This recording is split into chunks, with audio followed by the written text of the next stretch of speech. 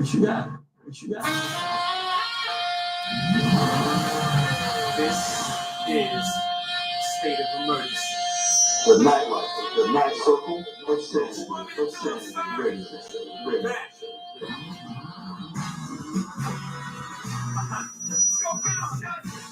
The Nightlifer, the Night Circle of Sanity, ready. What you got, little mama? Show me what you got, baby. Show me what you got, shawty. Show me what you got, baby. Here's something way. The Nightlifer, the Night Circle of Sanity, ready. You want answers? You want answers? You want answers? You want answers? I want the truth, want the truth, want the truth. You can't handle the truth. Handle the truth. Handle the truth. The Nightlifer, the Night Circle of Sanity, ready. You know what? I think one day I'm gonna ask you to just let that whole song play out because I get jazzed up. That is the jam. Is it hot? Woo! I really like it, man. I like it a lot. You know what? That song made me stop being mad at Jay-Z because I had a problem with Jay-Z for years. What was your problem? He married Beyonce. Oh, that is a problem. Man, I mean, he basically took her from me. Okay. All those years, she and I meant nothing to each other, and then he just swoop in and take her. I don't think that was right. He lucky. He ought to be happy he up in New York because if he was down here, They're not in New York.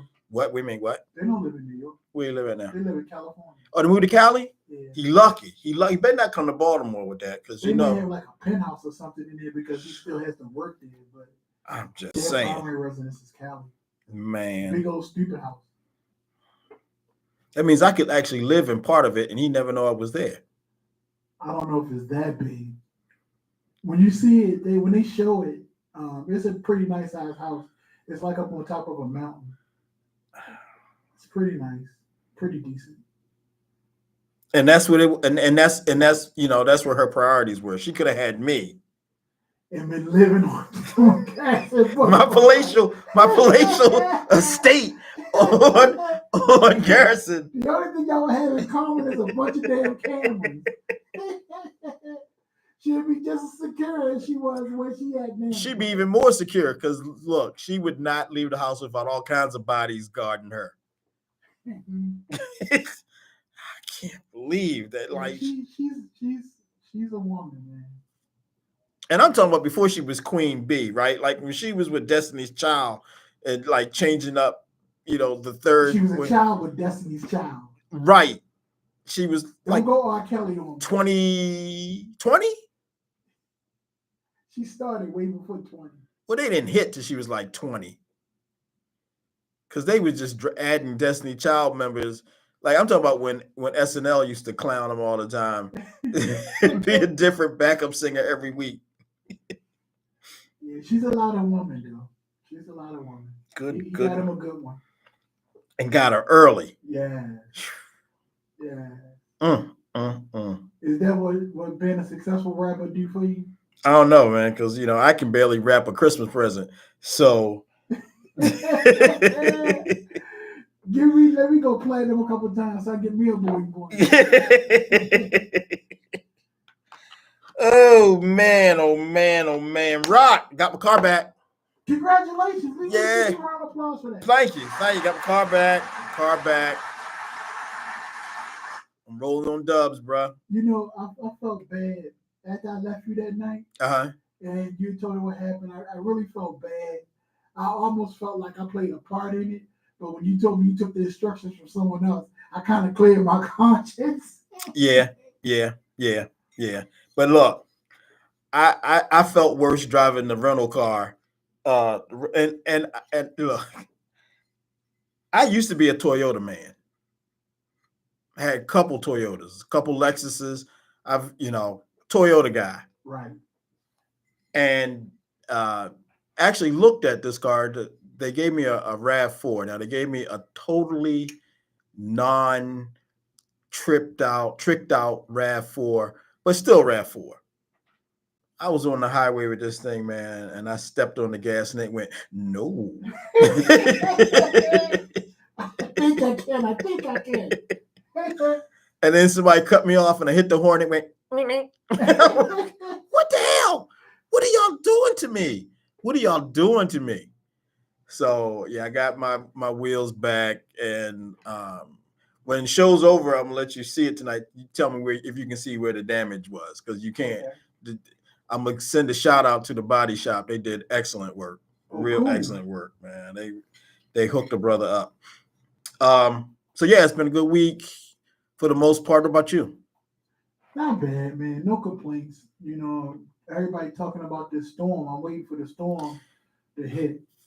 But other than that, I've been good, man. I'm gonna tell you what happened on Saturday, though, man. If you give me like 2 seconds. Man, you got more than 2 seconds. Take 4. Yeah. Top 6. I DJ'd a family reunion on Saturday, right? All right, that's 6 seconds. So moving right along. No, go ahead, man. It started at 12 noon. 12 noon for the family reunion. But I'm gonna tell you, man, I had a really, really good time, man. So shout out to them. And they had brunch food. Like, we didn't have no ribs and chicken. We had eggs and bacon. But it was really, really nice, man. So shout out to them. I appreciate them for and I appreciate everyone that allows me come be a part of their event. I always tell our admin here, I want to go to an event as a guest where I'm DJing, because I really want to see what our patrons are singing. Mm-hmm. Just the love that they show me, man. It really means a lot to me. But I really wish I can experience what it is you're experiencing, so I would know, man. So shout out to them and thank them for having me on Saturday. Well, you know what? I've been in events where you've been working, and I got to say, man, yeah, you tops. Wow. I appreciate you. Highly recommend. I mean, I didn't have to tell you but 2 or 3 times not to spit on the floor, and which was cool, and I've never seen you give alcohol to a kid. Well, the fact that you paid me a brisket for your birthday party, man. No, I'm not gonna let you do that. I'm not gonna let you do that, because the gangster assassin was on me. You got straight cash, homie. Don't even. The gangster she called me and gave me that whole Godfather thing. I was like, I don't even know who this person is. Like, I was so scared that when I finally met her, and I had to get down on one knee to look her in the eye. She'd be listening to you. She'd be listening. She's gonna be calling you. What I was surprised of? The place where you had your birthday party at? Yeah. About a month after you had your birthday party, I was booked for a younger person's birthday party. They was there. I think he might have been turning. Don't make me throw something at you. Say something smart. No, it's like 14 or 15. Oh, okay. His mother hired me. His mother, we crossed paths somewhere else, and she told her husband about it. She hired me for it. And when I saw the address, I wasn't aware it was until I turned and I saw the McDonald's. I said, "Oh hell, I know where the hell I'm at." Right. But it was actually a really, really nice event, man. It wasn't nice as yours, but it was a nice event. It couldn't be as nice as mine because my mom was there. Man, your mom was a sweetie. That woman is so pretty, man. She's definitely a sweetie. Y'all don't know. See, everyone knows my mom is wonderful and great, but y'all don't know her as the person I knew when I was growing up. She was telling us the stories that night, though. My mom was something, man. Was your dad short? What are you trying to say? Because your mom is not that short. My mom, I'm surprised how much taller I am. My mom, I think when you get older, you shrink a little bit. Okay. My father I was never as tall as my dad. I think he was 5'8", 5'9", 5, something like that. But as I said before in the show, I'm 5'6", and a half. I'm gonna keep claiming that half. Stop putting them platforms on. Hey, look, They went out to 7. if you don't look inside my shoe, it's fine.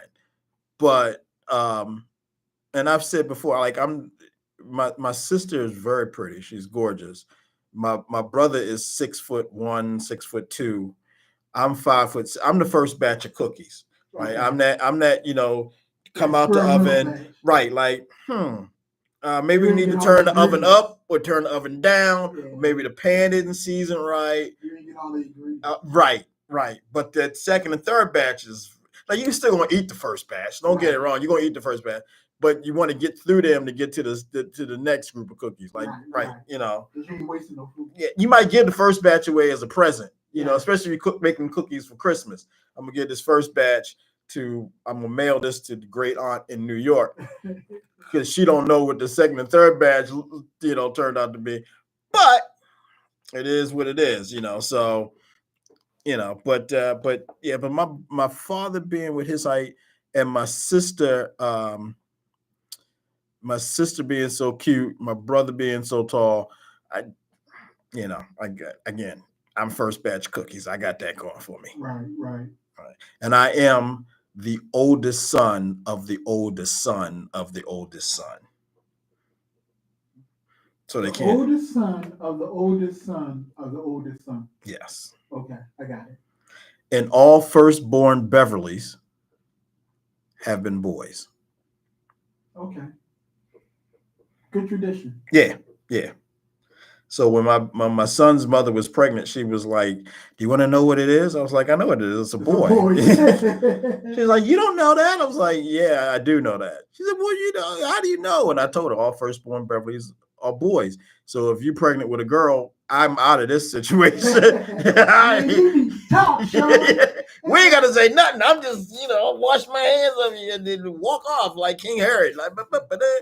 But yeah, she was like, "Well, it is a boy." I was like, damn it. But whatever.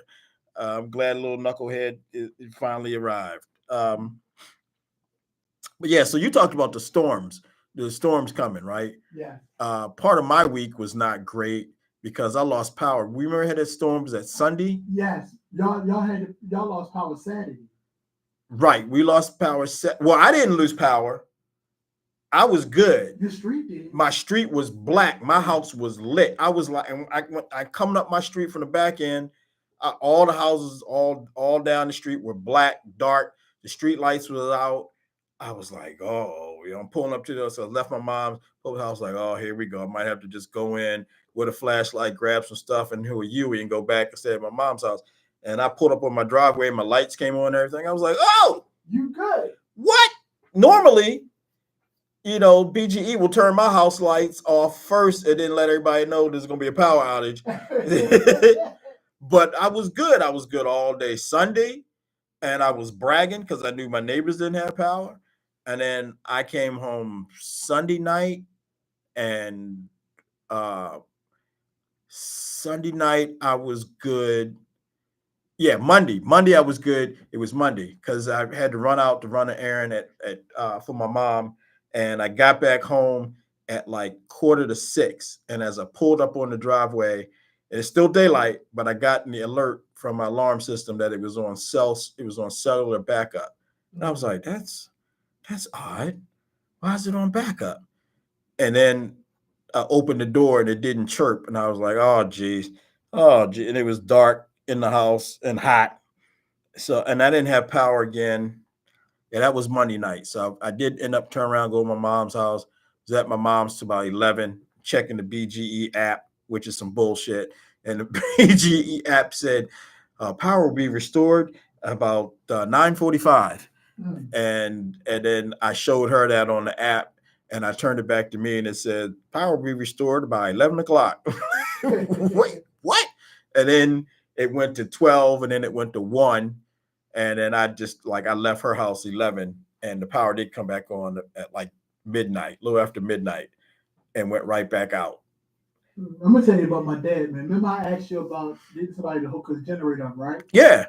So his power was out day for yesterday, and I go by there. So I call myself being sarcastic, right? I was like, see, If you'd have got your generator hooked up, you wouldn't have had this problem. You turn it on. He looked back to me and said, "As far as you know, my generator's hooked up. It's been hooked up." I felt so small. Oh. Yeah, so he got it done. One of his friends that did it before he passed away. Yeah, that was wow. Yeah, I just didn't know it was done. He hooked it up, then died? He didn't die like right after he hooked it up. He passed away, but before he passed away, he hooked it up. So your dad got somebody out their deathbed to do him a favor. Well, and then Kelly was around for a while before he passed away. Okay. But he did. He hooked my dad's generator up. So all my dad got to do now is pull. He can have some power back. So what happened to that? We were supposed to get the generator. What's up with that? It's coming. Because I needed it. I needed it. Yeah, it's coming. Because I live in the city. Right. And my house was built in like the 1920s. My house is over 100 years old. Right. There was no central air conditioning. There's not even ducts for it. So, heat rises. So you walk in my house when the air conditioner's not on, no electricity, you will die. Like, you got to be ready. You can't walk in carrying nothing and not brace yourself. Wow. It's like getting off a plane in New Orleans and stepping out the airport, and that New Orleans heat just slaps you upside your head. You mess around and find out. But yeah, so I need that generator. But yeah, so I've lost power. The storm knocked the power out, and then it went out again last night for a few minutes. So if this storm is coming, I got no confidence in the fact that I will have power. And then it makes it really bad. If I don't have power, I can't work, which means I got to go into the office. I don't like going into the office. I don't like driving that far. I don't want to go in and see people. I don't like people. So that was the down part of my week. The up part is, and I got to give a shout out to my cousin Jovan. Jovan is my older cousin. A little family history. On my mother's side of the family, all of us cousins count ourselves under my great grandfather, and the generation ahead of us counted themselves under him as their grandfather. So my cousin Jovan was the first great grandchild. She's 2 years older than me. And my other cousin was the second grandchild. And then I'm second great grandchild. I'm the first great grandson. And then all the ones below us, we don't care about their numbers. We're the top three. We know how we come out. But my cousin Jovan and I were having a conversation at my mom's, and she said, I think Kamala Harris is going to pick her VP running mate this week. And I said, yeah, I think so too. She said, okay, Yale, I know how you are. Who do you think? And who do you think she's going to pick? And man, this is what I do. This shows what I do. This is what I stay plugged in on a lot of political stuff. I lean left. I'm all about not just the Democrat Party, but fairness for everybody and, equal rights and everything. Like, I'm all about what the so-called radical left agenda is, which is to make sure that everybody is good. My brother is a political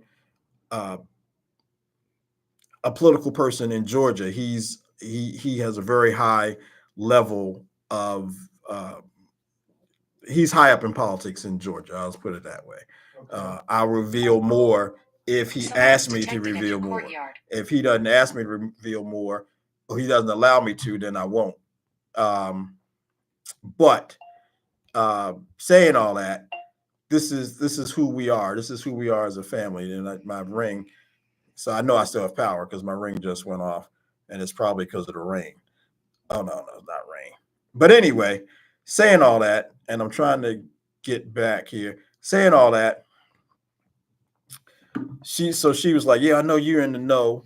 Who do you think Kamala's going to pick? And I was like, well, for my money, it should be Mark Kelly. And for those who don't know, Mark Kelly is the Democratic senator from Arizona. He's former, go on, use your mouthpieces, former astronaut, former active duty military officer, married to Gabby Giffords.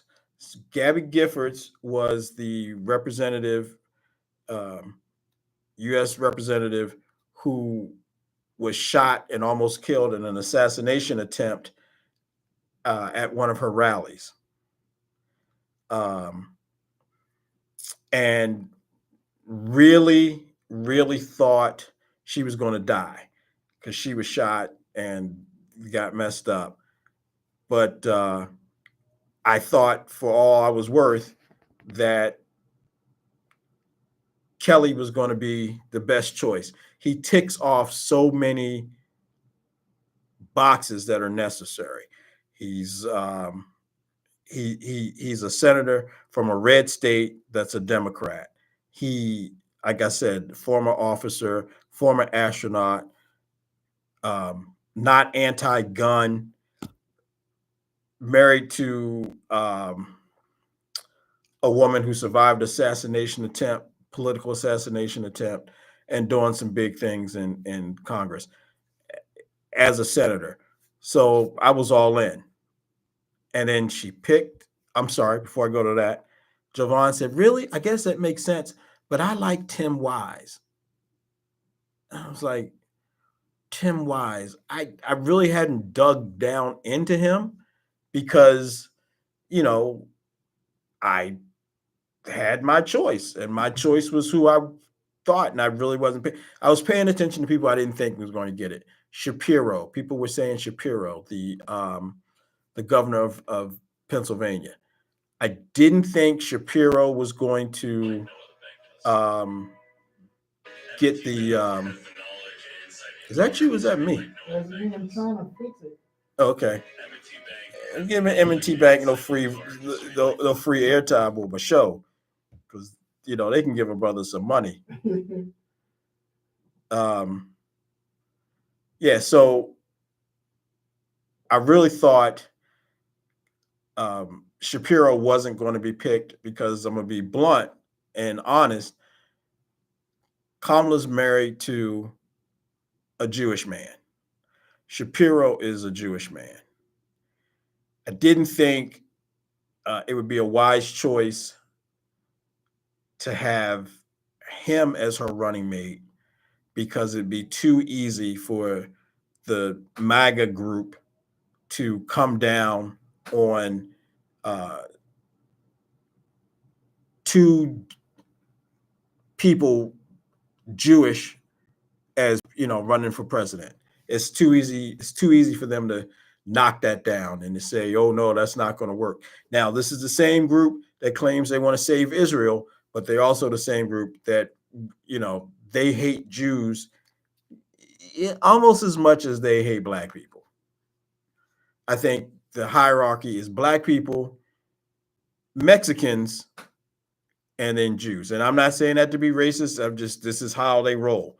They don't want the immigrants here. Everyone that's not blonde hair, blue-eyed, Caucasian in America, they call an immigrant, illegal alien, and they're not on board for that. So, and then Jews, and they don't like Jews. Some of the people that stormed the Capitol on January 6th were wearing shirts and sweatshirts that said Auschwitz summer camp, or Auschwitz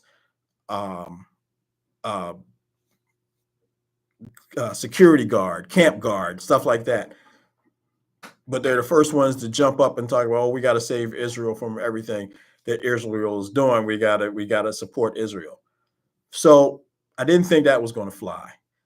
So I really wasn't paying attention to Kelly. I mean to Tim Wise. And I asked her, I was like, so what do you see about Tim Walz? And she broke it down to me. She broke some things down to me, and then I started paying attention to him, and I started getting. We made a bet. When we made a bet, I just was sure I was going to win this bet. But as I started reading more about him and learning more about him, I started to get concerned because she could have been right, and lo and behold, she was right. So my hats off to my cousin Jovan. She nailed it, and I'm happy um, with Tim Walz. Here's a little breakdown people should know about Tim Walz. One, he's a high school teacher, former high school teacher, former high school football coach. And this party line stuff that everyone should, if you don't know it, you're going to learn it. Not from me, but it's going to be in the media. When he started coaching his high school, the high school football team he was working at, they had a losing record. Not only had a losing record, they hadn't won a game all season. 3 years later, they were state champions. His students love him. He's a social studies teacher. His students love him. If you listen to the man and watch his energy, he's new. He's not the same refurbished kind of politician that we seem to get in America. Like we always seem to end up with these say the right words, say the right sound bites, repeat the same political talking points, don't want to offend anybody, and nothing against people who were president who had to always say the right thing. But he is the type of guy that will tell you like it is and how he feels, and damn the torpedoes full speed ahead. He's the first one to start calling the MAGA crowd weird. Like before this even popped up as some being a possibility, he was saying like the MAGA crowd is just weird. Served in the military, National Guard for 24 years. So he ticks off that box. Married with children, pretty decent sized family, ticks off that box. He's a hunter. He has guns. He believes in gun control, and used to have a very high rating with the NRA. So all I can tell you is this guy could be the guy that gets people who are sitting on the couch, who don't want to get involved in the process or don't know if they should go with Trump or they should go with the Democrats. I don't know how today you cannot have made up your mind. I find people who don't know what they're going to do more disturbing than people who are pro-Trump and pro-MAGA and pro all the crap that's coming out of the Republican Party these days. Anybody that doesn't know what they're going to do right now just has me scratching my head. But they exist. They're out there. Those people are out there. So whatever their concerns are for not wanting to be part of the process, not knowing who to vote for, I think Tim Wise is going to be the person that convinces them to come out and vote for Kamala. So for the people who are watching the show on WMEG1 radio on Facebook and Rock Meg Nation on Facebook, and the people who are watching here on YouTube, that notification for my alarm system knocked out my Facebook. I can't get it back. So please go to my YouTube channel or go to Rock Meg Nation on Facebook, and you can hear the rest of the show if you got dropped. And I'm trying to bring all this up right here, right now on my phone. So everyone, okay. So let me reiterate for those who are listening to the show on my feed and on Nitelifer Online. I just brought my phone up to continue the live feed. But if you go to Rock Meg Nation, you can continue to hear the show, and these technical difficulties that were mine that I created by not blocking my alarm system notifications. So you can continue listening to the show if you are so inclined. And I need to have people going to Rock Meg Nation as well, anyway, because, you know, they got some pretty good shows on the station.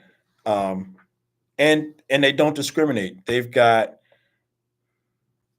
tiny people who have shows on Saturday mornings. They've got young people who have shows during the week.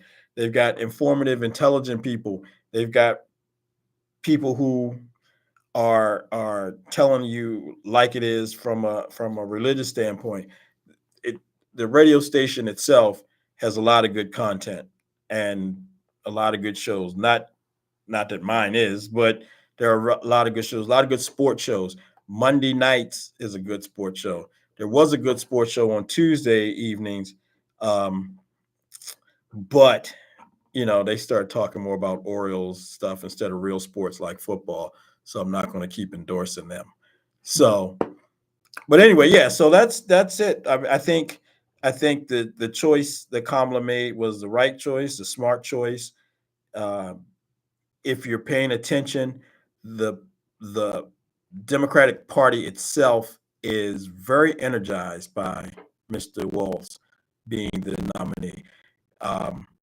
He's out there. He's doing the job that he's supposed to do. The vice presidential nominee is supposed to be the attack dog for the person at the head of the ticket.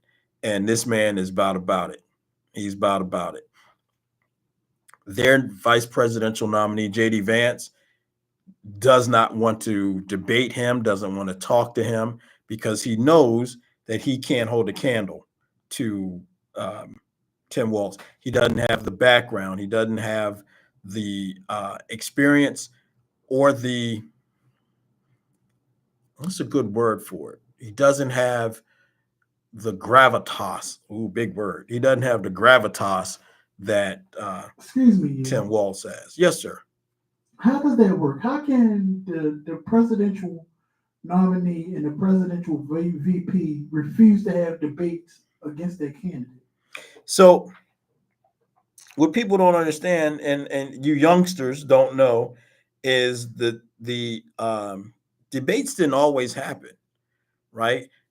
And when they did happen, they were usually on the radio. It wasn't until the presidential campaign between Nixon and John F. Kennedy that they had a televised debate. I don't think FDR and Truman and Eisenhower and the people before them, I don't think they actually debated live with their opponents. If they did, it was on the radio. I'm gonna go way back. Abraham Lincoln debated his main opponent back in the day, which was a famous Douglas. It was a famous debate. There's a lot written about the Lincoln Douglas debates, but debates are relatively new, less than 60 years old. So the fact that the debate was televised and people for the first time got to look at Nixon and then look at Kennedy and see the difference. And Kennedy and his people, he was made up, he was well dressed, he presented a look that appealed to people. That's when debates really started to become mainstream in presidential politics. And most candidates, most sane presidential candidates, are on board with that. This is their chance to show who they are against their opponent. Keyword: sane candidates. Trump, and look, I call it like it is. He won the presidential debate against Biden this cycle, the one from a couple of weeks ago. He didn't win by beating Biden. He won because Biden was way off his game. Right. So living off of that, Trump didn't feel like he needed to debate anymore or debate Kamala. When Joe stepped out and endorsed Kamala and the rest of the party got behind Kamala, Trump decided he didn't need to debate her because he's scared. I'm gonna be real honest with you, Rock. I try to keep it real and tell it like it is. He's scared. He's scared of what this woman, how sharp she is, how acerbic she is, and she doesn't back down. So he can call her nasty. He can call her names. He went to the NABJ convention week before last and showed his entire behind and acted like an unhinged old man, which he is. And his insiders say that he did that to prove that he's not afraid to debate Black women. Right. No, it wasn't smart. First of all, they're not running for president. Second, they cleaned the floor with him. But in his mind, he won. He made a point. And, NABJ's taken a lot of heat for that. National Association of Black Journalists took a lot of heat for that. And I attended the NABJ conference in 2017. And they had Omarosa as that year. And people came out to hear her, basically to boo her because she was still supporting Trump. She was still a member of the administration with a do-nothing job. And the forum that she was speaking at was to talk about police killings of Black people.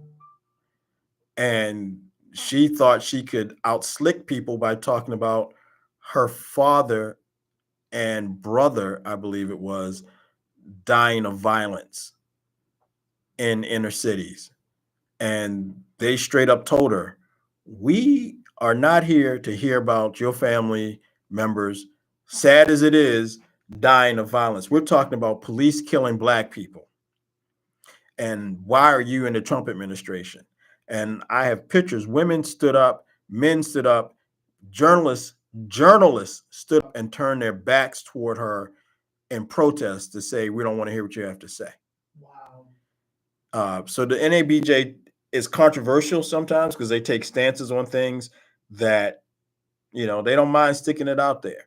And they took some heat for having Omarosa, and they were well prepared and ready to accept the heat they got for having Trump come and speak. But he agreed to that so he could say he didn't have to debate Kamala, and has been ducking her ever since. It's going to backfire on him. I've said this before on this show, on my Facebook page, on Nitelifer. The reality is the reality, and there's no need to try to change the reality or try to make things different. The people who support Trump, there's nothing you can say to them that'll make them not support him. That's the reality. Right. They love him.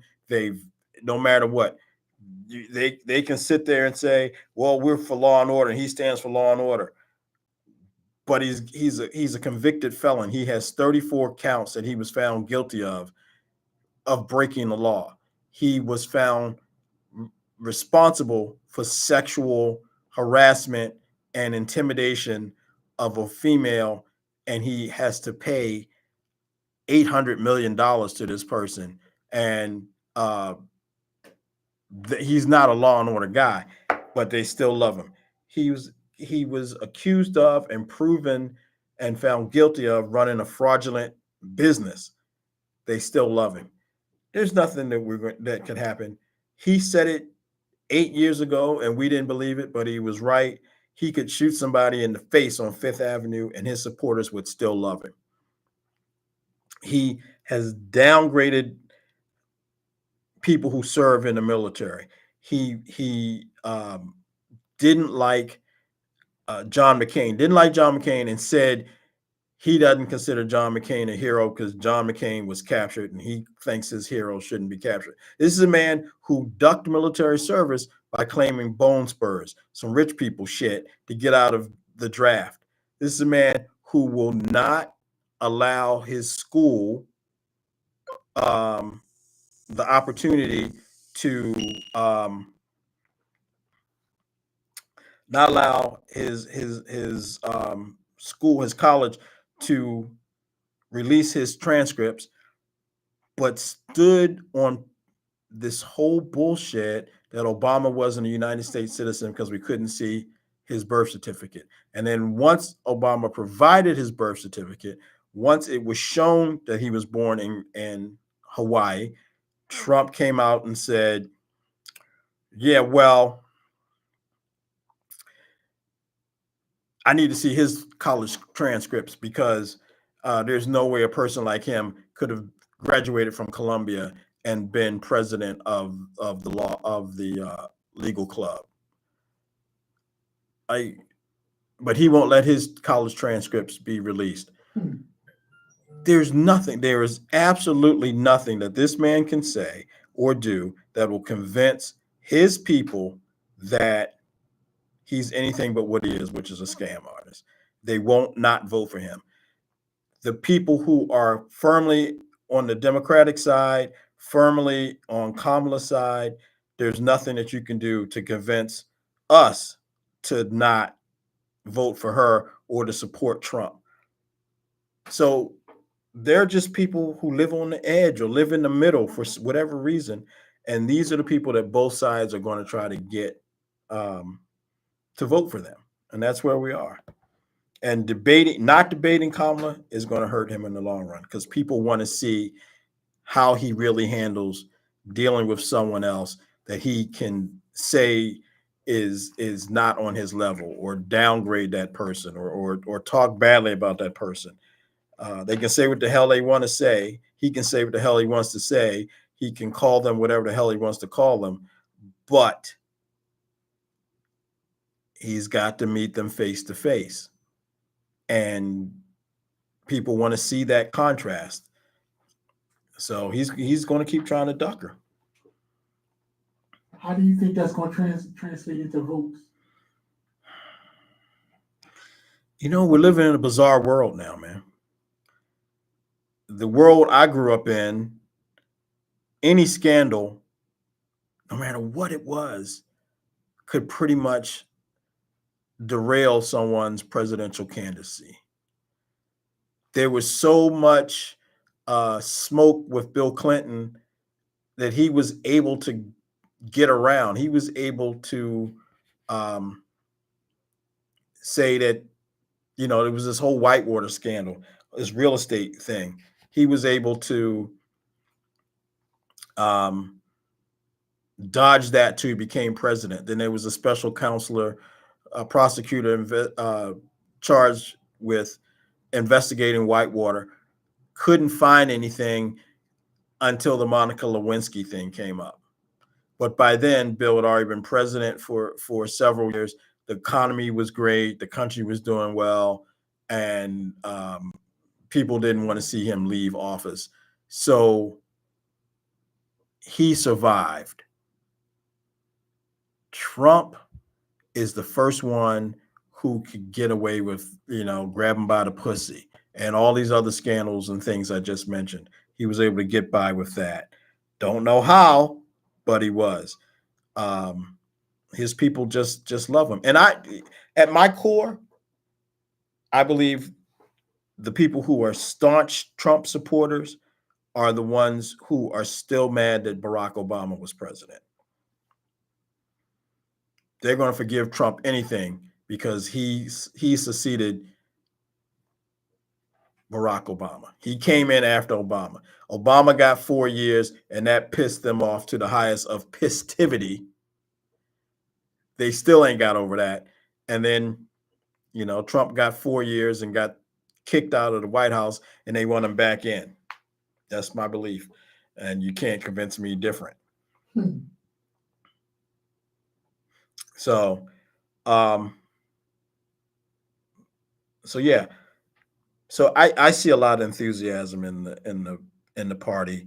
I see um, a lot of enthusiasm going on with outside of the political arena, like outside of the two parties. People are energized. I hear people overhear people having conversations like, "Wow, she represents normalcy." Tim Walz represents normalcy. And I think we're worn out from the craziness. I think we're worn out from the, you know, crazy things that Trump is saying. Wind farms are killing birds by the millions. Solar energy is no good. Um, People forget. You can look this up. This is documented. You can look this up. Trump believes asbestos got a bad rap. He believes there's nothing wrong with asbestos, and buildings that had to pull asbestos out as part of federal cleanups. Um, he believes that was a waste of money and a shame. He has no problem with asbestos. And I bet if you dug into his buildings that he has his name on, the ones he actually built, they're probably full of asbestos. So I think people are going to vote for Trump because they're going to always vote for Trump no matter what. But the people who voted for him last time, that got sick of him after 4 years, the people who didn't want to vote for him this time, but didn't want to vote for Joe, we're just going to sit the election out. I think they're excited. They're going to come out and vote. I don't know that we'll see the numbers on either side that we saw 4 years ago, but I think it's going to translate. And I got my fingers crossed because America, we're living in crazy times, but I think it's going to end up with Kamala having a narrow victory, and then I just want Trump to go away. Do you think more people would vote against Kamala because she's a woman and they don't want to see a woman president? Yeah, but those are the people who weren't going to do it anyway, who weren't going to vote for anybody but Trump anyway. And as we talked about last week, what really bothers me is Black people who are saying and posting and doing it to say they're never going to vote for Kamala because she's not really Black. I think that's probably some of this. The rule is if you got 10% Black and you Black. 8%, one drop of blood was the call. They don't. I'm not going to say there aren't any, but most Black people in America today, me, you, everybody we know, unless both of their parents flew to America from Africa, most Black people in America today have white blood. And genetically, you can look at my hair, right? And see that, I've got white blood in me. My great-grandfather, who I knew, my great-grandfather passed away when I was 21 years old. My great-grandfather's father was an Irishman. I got a picture of him. I'm looking at you, and I'm pretty sure all the way through your line, there's nothing but African descendants came through. Right? They weren't from Wakanda. They were from kinda, but but we're all mixed, man. It's all in here. And Black people who are applying this purity test to a woman because she's not pure Black, it's crazy to me. She did electric slide in the wobble like she Black. What? Where'd she go to school? Went to Howard University. She down with the go-go music. Yeah, she done been to a party or two. At least a party or two. I know how the AKAs act like they are, but I know how the AKAs really that's are. The problem, man, because they thinking she getting off as if we had Kool-Aid on the front lawn. Well, they said that. Real smoking. I remember people hearing the other side say, when Obama gets in the office, he's going to make sure the White House is painted black. Like, what are you talking about? And we had black people then. Oh, he ain't really black. His father was African. His mother was white. What are y'all talking about? First off, I'm as plugged in as most anybody I know. I have yet to hear Kamala in any way, shape, or form say, I'm running to be the first black female president. She's female. Can't get around that. Can't get past that. She's female. But she's not running on her race. And for Trump to come out and say at the NABJ conference, well, I've known her from way back, and she used to identify as Indian. Now she's pretending to be black. What? She didn't go to Howard University and pledge AKA and say, I'm Indian. Yeah, she didn't.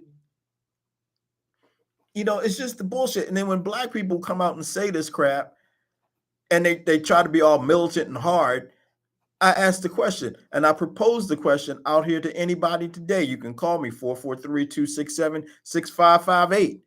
Call me right now and tell me, you all militant, would you say that Malcolm X couldn't be a leader in the black community in the 60s? Because Malcolm X told you his mother was white.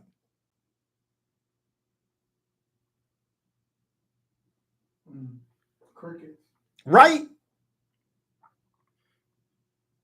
You know, all the people who have this, all the black people have this purity test about her.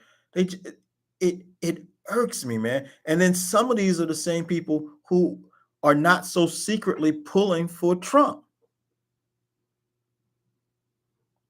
And you got Tim Steppen Fetchit, Stephen Scott out of South Carolina, who got up at the podium and told Donald Trump on national television in front of millions of people, I love you.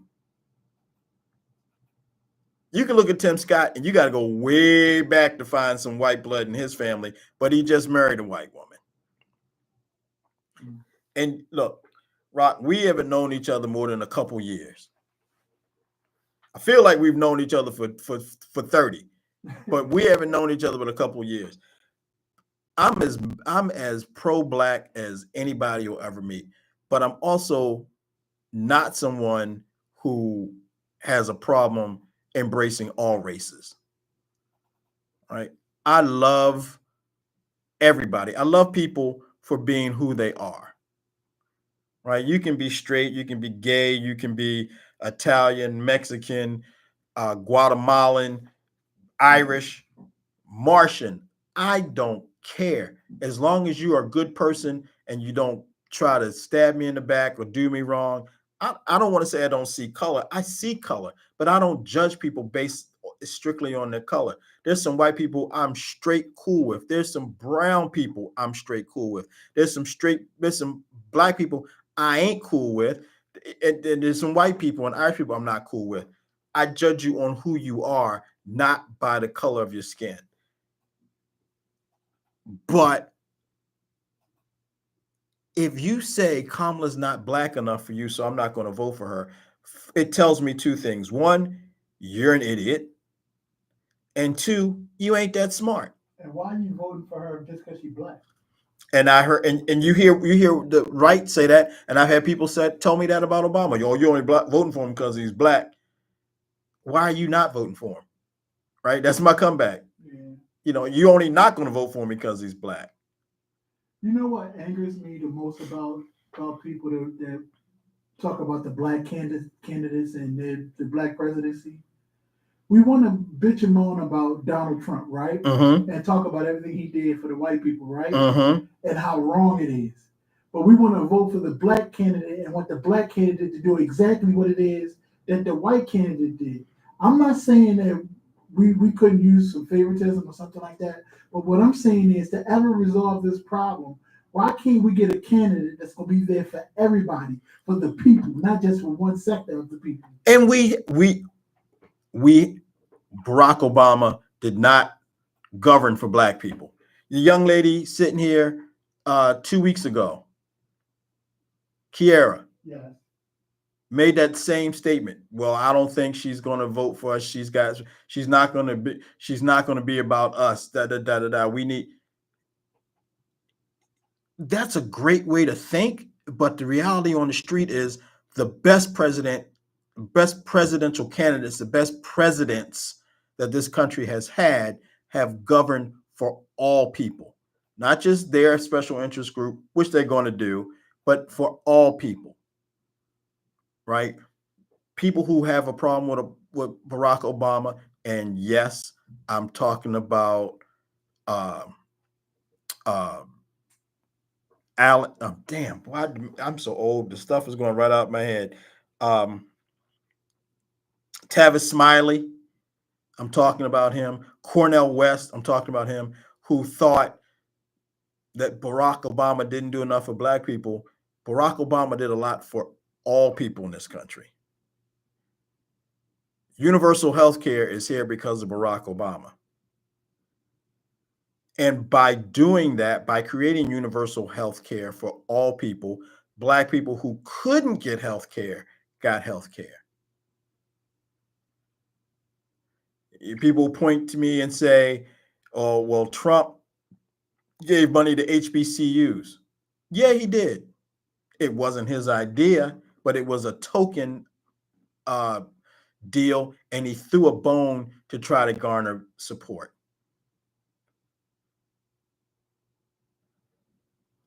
I bet I can't count on one hand how many Black people are members of his Mar-a-Lago country club. When I say I can't count on one hand, I'm saying I can't use all 5 fingers to count them. He don't care about y'all. I don't know why you keep those who support him, Black, white, rich, poor. All Donald Trump is interested in is power. And that's what he's about. He's about that power. Me and the guru was having a conversation about this 2025, right? Project 2025. Yes. Mm-hmm. And you know what she said that was so funny to me? She said that all African American men should go out and find the white daughters of these politicians and impregnate them.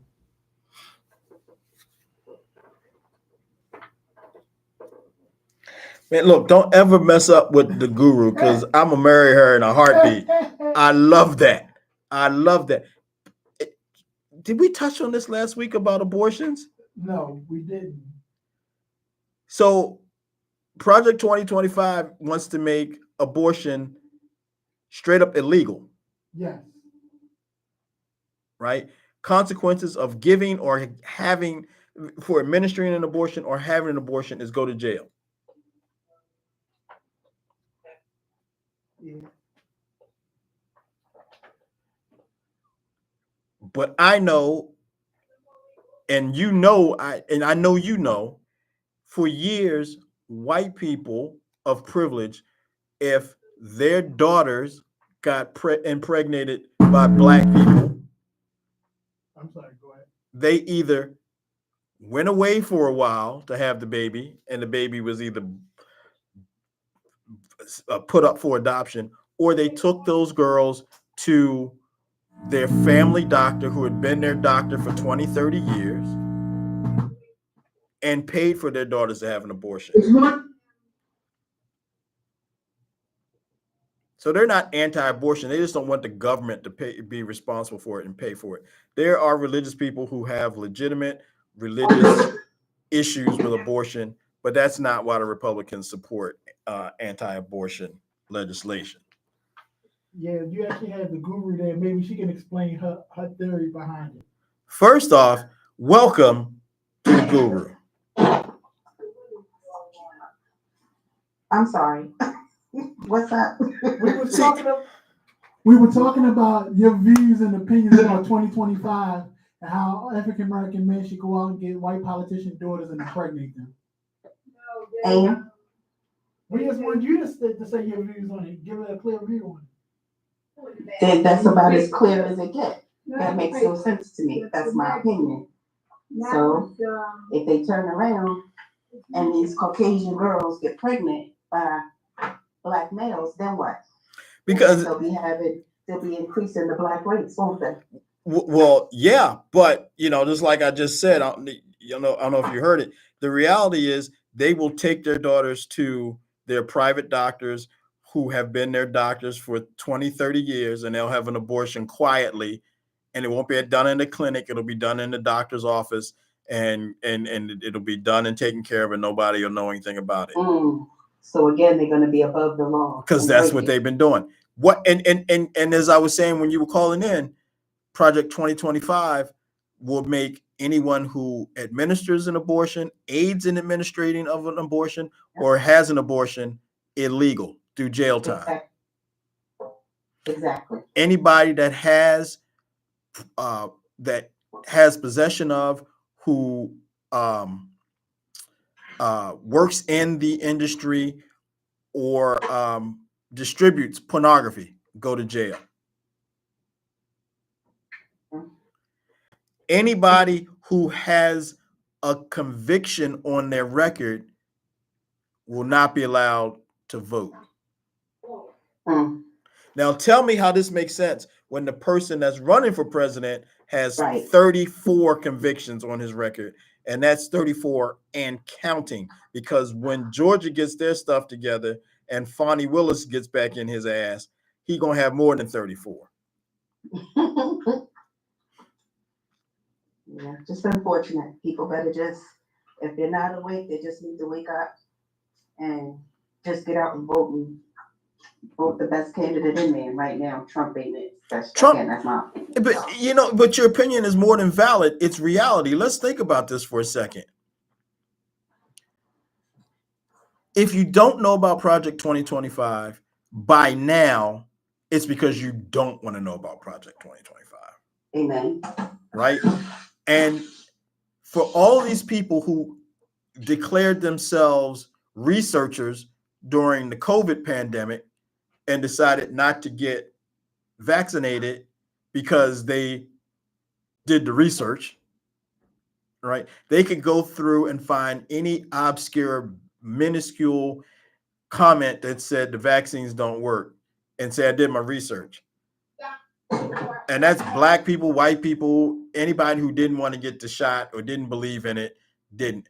And a lot of those people are dead today. But regardless of that, they became, I did the research. I did all the research. Well, how come you're not researching Project 2025? You don't have to dig that deep. To do some research. There's a 900-page book called Project 2025 that they rebranded. They no longer refer to it as Project 2025. They call it Agenda 47. Is that because of the 47th presidency? There it is, because of Trump. They expect Trump to be the 47th president.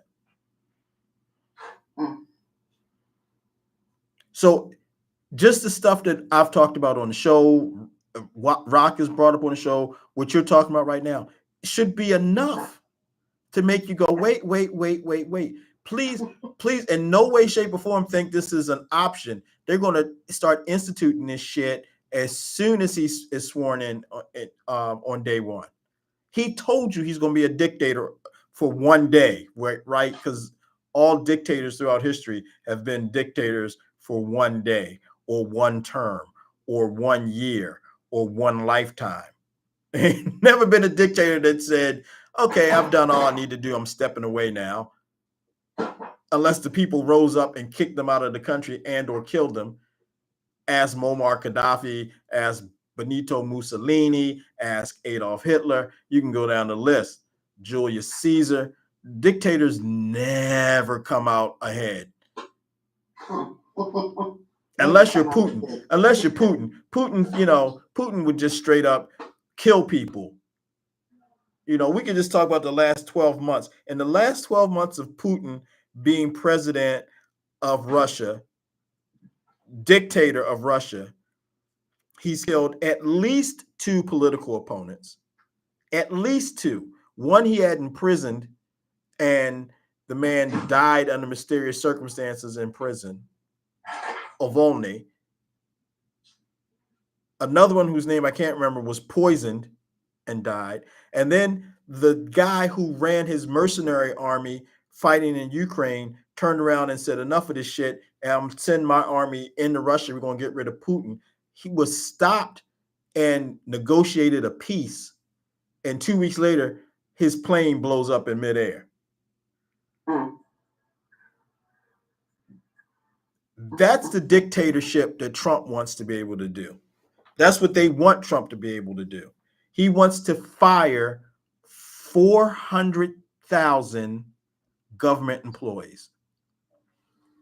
They're going to find a way to get rid of 400,000 government employees. They're going to get rid of the Board of Education. The Department of Education is number 1 on their list. Department of Energy is number 2 on their list.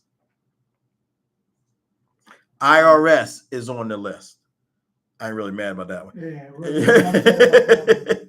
But the FBI, they want to get rid of the FBI. FBI was fine when they're investigating people who look like you, me, and Rock. Mm-hmm.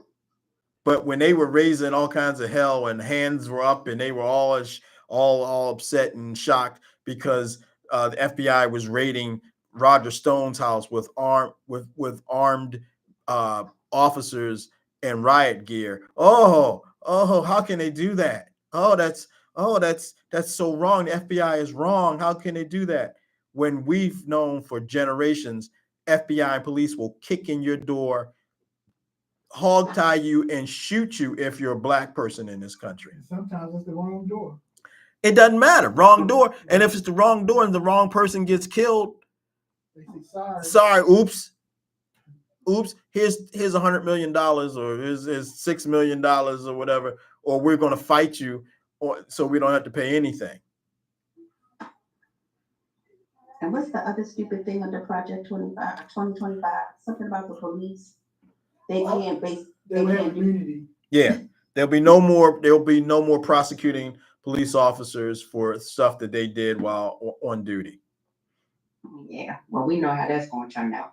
And it's funny that you say, what's the other thing?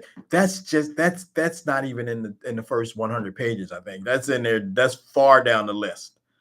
Right? So Project 2025 should be enough that anybody who is black or female, absolutely. Y'all better get your asses out there and vote. And not just vote, because the vote, you know what? Voting is the single most powerful thing that every American citizen can do, right? Yeah. But what you can also do is take somebody else to the polls. Remember when Barack Obama was running and we had the whole campaign, take the souls to the polls, take someone to vote, bring them with you. Go out there and do that. Let's still make that happen. I mean, yeah, Diddy came up with rock the vote, and we don't want Diddy anywhere near us now, but but the reality is we got to take people with us. We got to convince people to go. We got to make sure we vote. We had a woman was 87, 89 years old, something like that, who stood out in the sun, and I think it was Georgia, stood out in the sun to vote for like 7 hours so she could cast her vote for the first black man to be elected president. We need that same type of energy. I think we're going to see a lot more of, I hate to say it, oxygen tanks and wheelchairs and knee chairs, whatever it takes to get people out and vote. I think we're going to see more of it. Jimmy Carter's family said he wants to live long enough to cast his vote for Kamala Harris. Jimmy Carter is from here to October from 100 years old. Wow. He is basically wrapped in a blanket in a bed, almost unable to blink. And he was able to communicate to his family that it's important enough to him that he still wants to vote. You got... When did early voting start? I think in Georgia, it should be around October. He's in Georgia. Okay. I know this much. Schools went back in session in Georgia last week. I'm so glad I didn't grow up in Georgia. What? Right. I got to go back to school in July? Are you crazy? What are we doing here? What is happening?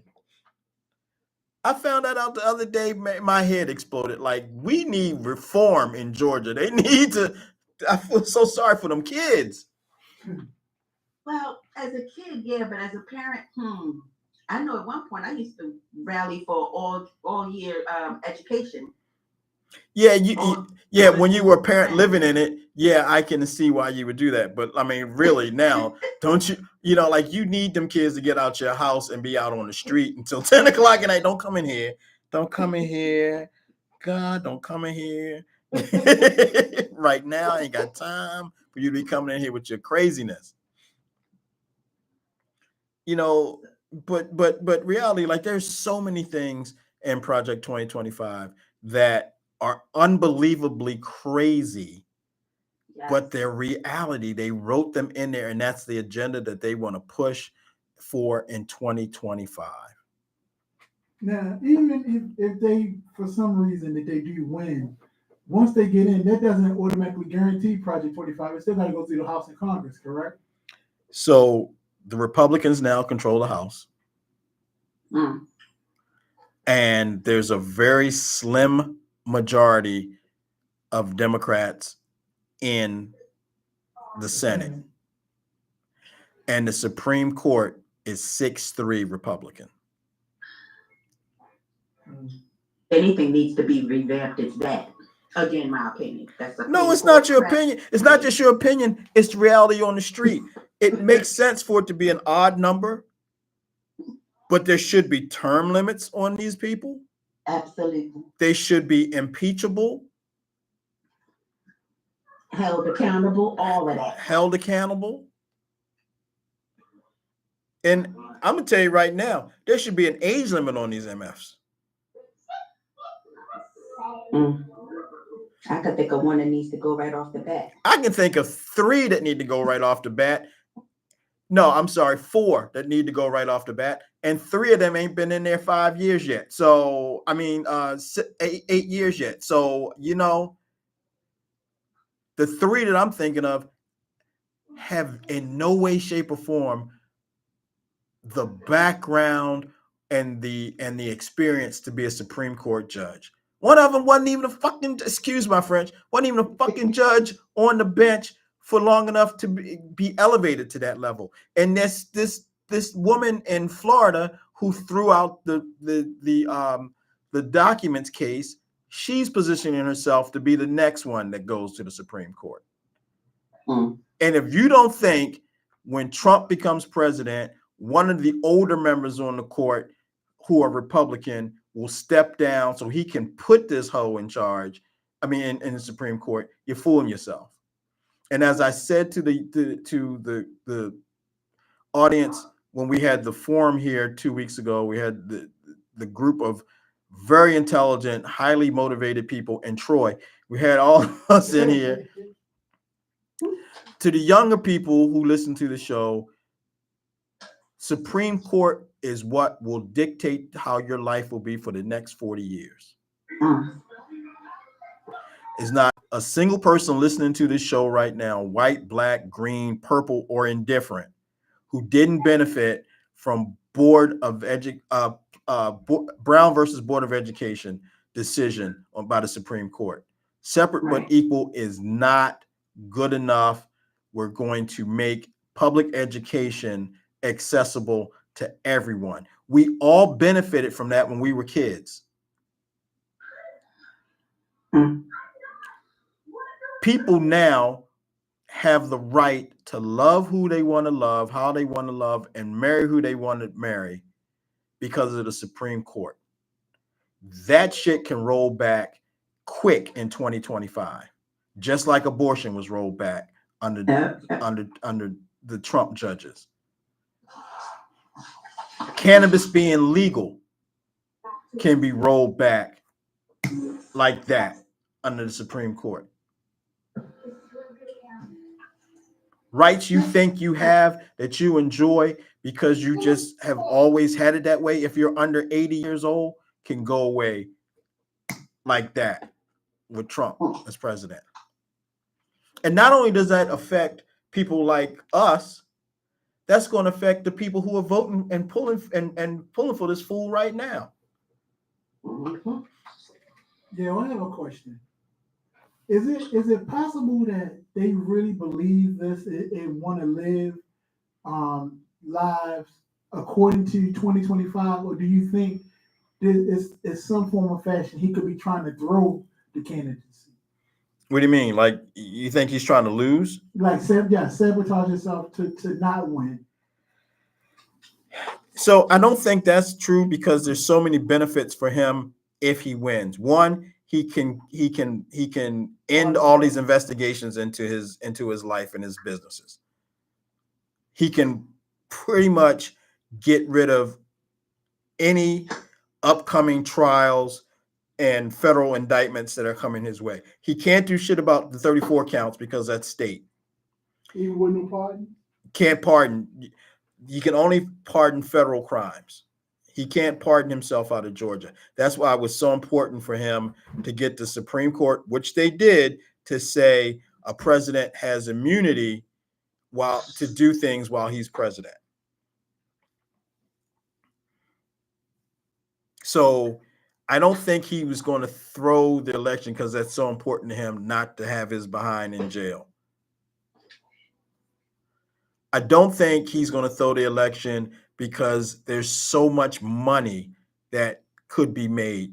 Jared and Ivanka made several $100 million from Saudi Arabia the first year he was in office. The Trump business banked so much money from him owning the National Post Office in DC that converted into a hotel, made it Trump Hotel. It's too much money in it. It's too much cushion for him to not want to be president. So I don't think he's trying to blow it because also, and Guru, I think I know, I'm not, I don't say I know, but I would be surprised if you didn't know this, that the person heading up Project 2025 was fired because it got too much high visibility and Trump wanted to show, hey, I ain't got nothing to do with that. And this guy's getting too much publicity. So we'll get rid of him. One of the three founders? Well, not a Heritage Foundation, but one of the three leaders, the person who was leading the head of Project 2025. Yeah, they fired him. Okay. No, I've been out the loop for a little bit. Yeah, they got rid of him, just like the mafia gets rid of people who are, making too much noise. They, you got to go because you're out there too much. You're putting our business out there in the street. You got to go. He got some cinder blocks at the bottom of the Hudson River. Woohoo! With the fishes. Sleeping with the fishes. The foundation like Jimmy Hoffa. So you know what? I'm gonna take 5 minutes and talk about Jimmy Hoffa. Jimmy Hoffa's ashes are spread all over this country. They keep looking. Every couple years, ashes. You know what? They every couple, it seemed to me, and they haven't done it in maybe 10 years, so it's probably due. Like they would dig up something. We think we found Jimmy Hoffa. You ain't never finding Jimmy hoffa. You got people writing books, doing movies, admitting that they killed Jimmy Hoffa, and they can come out there and say it now because they ain't never gonna find a body of Jimmy Hoffa. Ain't nobody. The mafia is not a group of the brightest people in America, but they are a group of the most ruthless, resourceful people. I'm gonna give you an example. Not a lot of people. I don't want to say not a lot of people, but people don't realize. Here's the fact: we all heard of Bugsy Siegel, right? Yeah. Not just from the movies, but we know Bugsy Siegel he was responsible for Las Vegas in a large part, right? Bugsy Siegel, back in the day, came up with this thing where you could put people's feet in cinder blocks or cement and throw them in the ocean, but eventually the gases in the body will build up and those bodies afloat, no matter how much cement their feet are in. Mm. Your body gases will bring you up. So Bugsy Siegel came up with, you basically cut their stomachs open and slice them up like chitlins before you put their feet in the cement, and all the body gases will come out of the body in the water. They'll never float up. How do you come up with that shit if you're a normal person? Somebody that people respected. Like, this is a person walking around society. He came up with that, and the mafia used that for years. So if you think that they just put Jimmy Hoffa in some cement and buried him in some, you crazy. They're never gonna find Jimmy Hoffa. What was the problem with Jimmy Hoffa? He was trying to unite the unions or something? No, Jimmy Hoffa, look. So Jimmy Hoffa was as corrupt as they could come, and as a union leader. But Jimmy Hoffa also, he was very powerful. He controlled the trucking union, the Teamsters. He controlled the Teamsters union, and that's the most powerful union in this country because, as Jimmy Hoffa said, no matter what the food you eat, the clothes you wear, the goods you buy, got to you by some way, shape, or form on a truck. Nothing that you eat, wear, use got to you unless it was on a truck. Right. And that's the reality. You got to think about it. It could have flown here. It could have been on a boat, but it came off a truck and went to a store. Came off the store. The trucking union was the union, right? So as being the head of that union and knowing a lot of mafia people, they borrowed heavily from the union pension fund. He gave them sweetheart loans. Like, okay, you need $200,000 to, and this is back in the 40s and 50s. 200,000 was a lot more money, worth a lot more. Need 200,000 so you can build this casino. Here it is. What's your interest rate? 2%. And they would pay it back over time or not pay it back. And the union's pension fund was billions of dollars. Okay. Jimmy Hoffa kept thumbing his nose up at the government, and he and Bobby Kennedy hated each other, like literally hated each other. If they could have met in the middle of the street and fought, it'd have been on and popping, right? Hate each other because as a young person in Congress in the 50s and 60s, Bobby Kennedy and JFK were investigating the mafia's connection to the unions. And then when JFK became president, he appointed Bobby Kennedy as his attorney general. And he directed the FBI to get off their ass and get after the mafia. And they were digging into Jimmy Hoffa's ass. And they found stuff on Jimmy Hoffa, and he went to jail. And while he was in jail, the mafia, because he had started telling the mafia, no, look, you guys ain't paying back these, you're not paying back these loans. I don't have a problem giving you the money, lending you the money, but the money's got to go back because people got to retire. They've been put into this fund for years. They need to get something out of it. You are not paying me back. You're not paying the union back. And they couldn't do anything about it because he was so powerful. So then he goes to jail. When he goes to jail, they put their own guy in charge of the pension fund, in charge of the union, and he was signing checks again. Oh, no problem. You'll pay back when you want to pay back. Whatever they wanted done, he would push that. So Hoffa's people, the people who were really close to him, brokered a deal with the Nixon administration that he would be pardoned and get out of jail if he would just walk away from the union. The government didn't want him back in the union. The mafia didn't want him back in the union because he said when he gets back in, if he gets back in, he's going to call in all this money. And if they don't start paying him, he's going to start telling Congress and telling the government who owes money and what their involvement was in the union. So he had to agree to get out of prison. He had to agree to not be involved with the union anymore. And when he got out of jail, he thanked President Nixon and immediately started campaigning to get back into the union. And they told him, the mafia told him, Jimmy, walk away from this. Just live the rest of your life happy. You just, you're out. And he was like, yeah, okay. I want my union back. And then he took a meeting with some people who were supposed to help him figure out a way to get back in the union, and was never heard from again. Wow.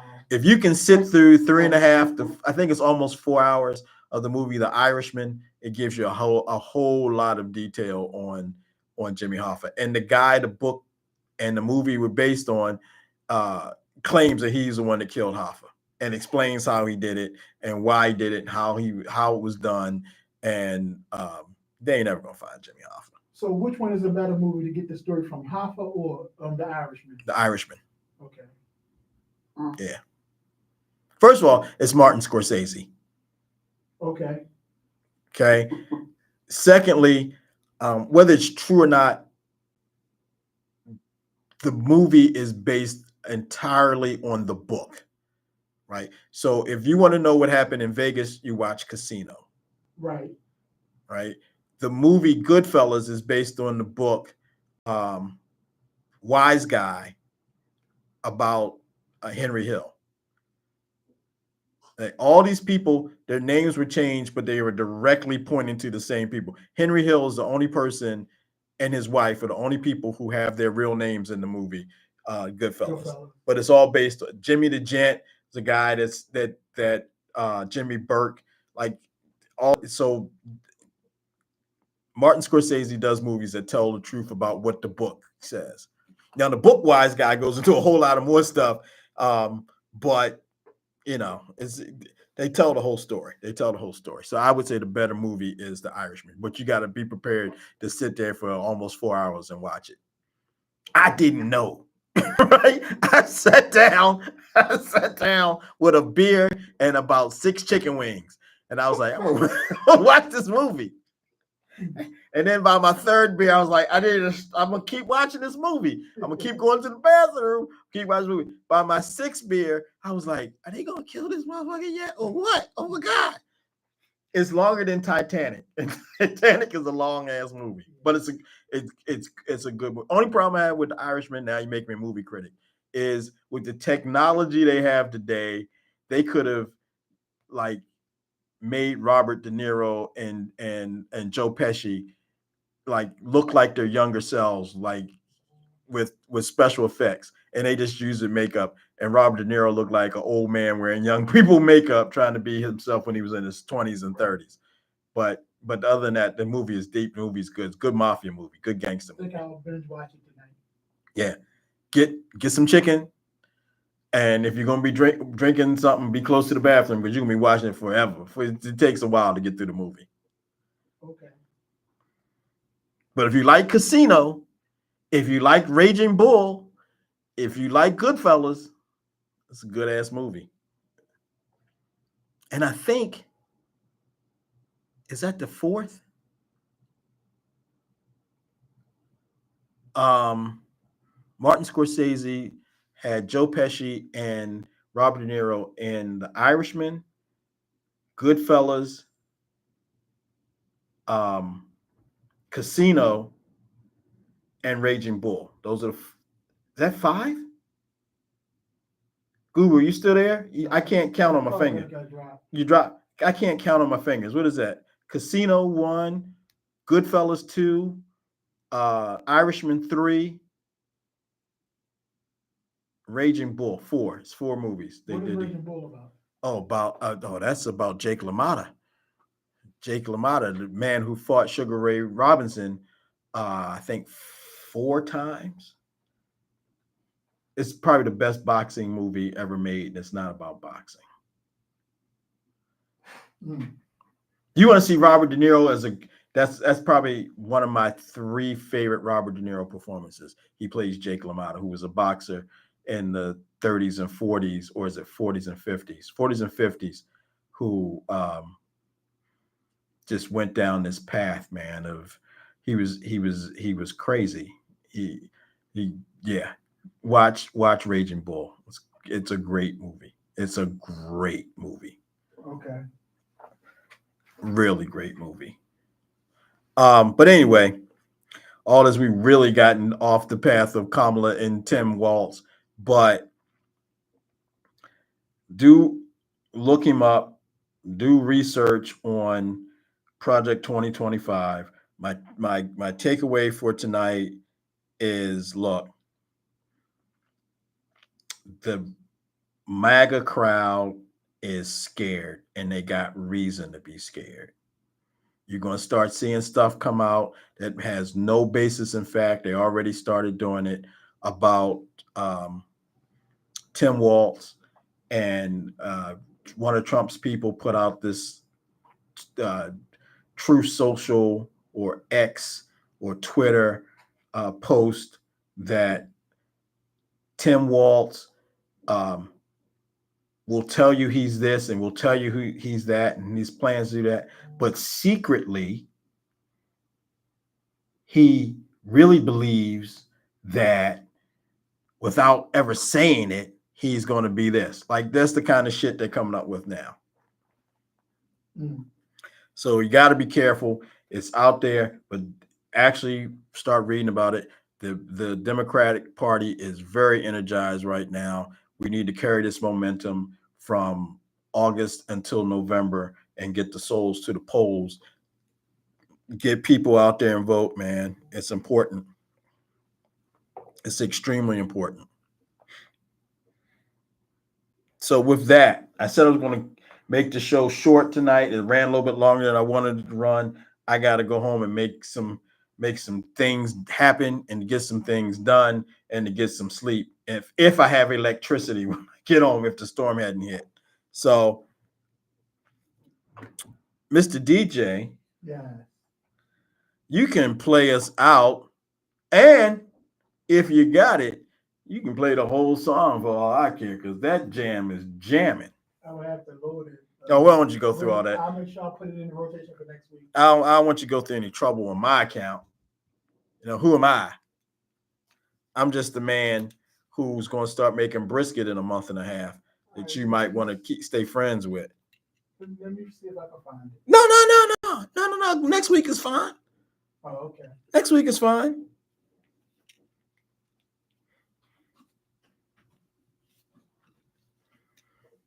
I just wish, I really wish that the gangster assassin would have been here. She's outside. She's outside? Yeah. So she's listening? Yeah. I'm sure she's Matter of seen fact, all those gangster movies, you- because I'm sure she based the character on half of them.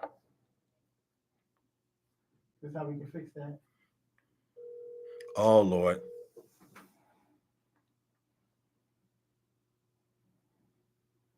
Hello. Hi, Nicole. Hi. How are you?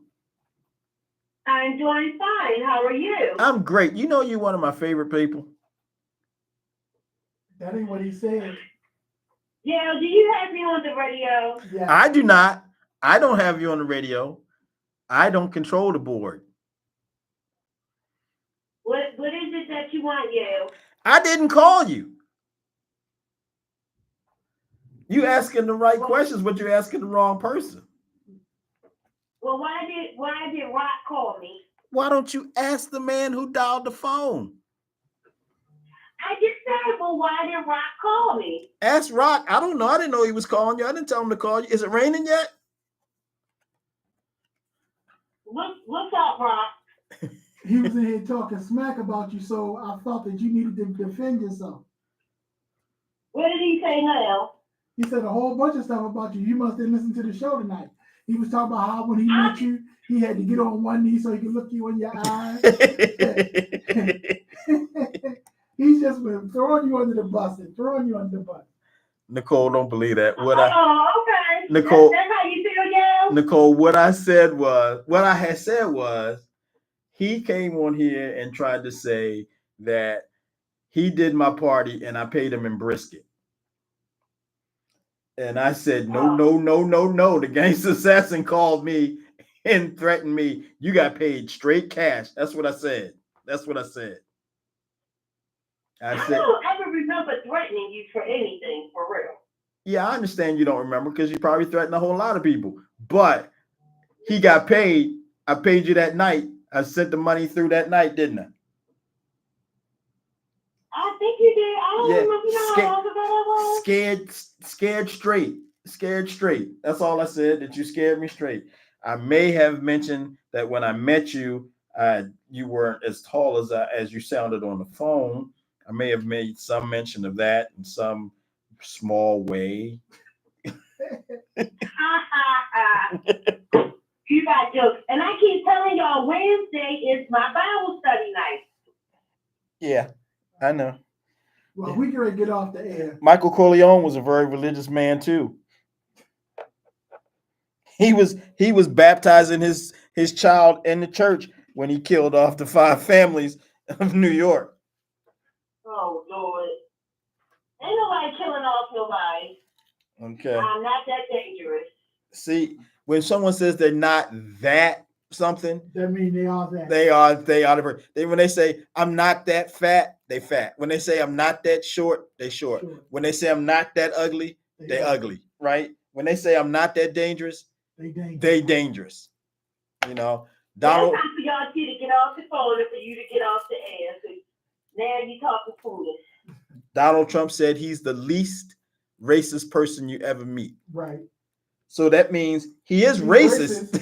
But he's not the most racist person. He's the least racist, but he's racist. All right, gangster, we about to get out of here. Who is Jackson? I say gangster. All right. Assalamu a lot of bacon, my sister. You ready, Yale? Yeah, man, hit it.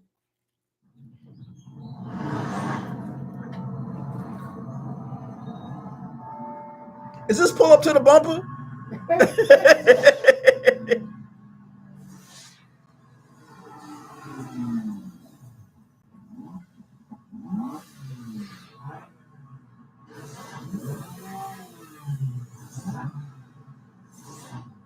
What you got?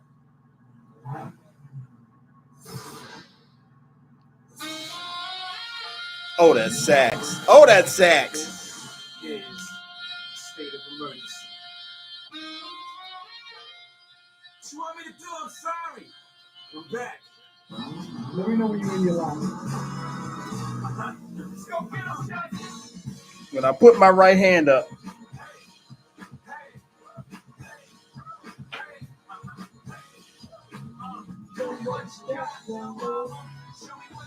Little baby.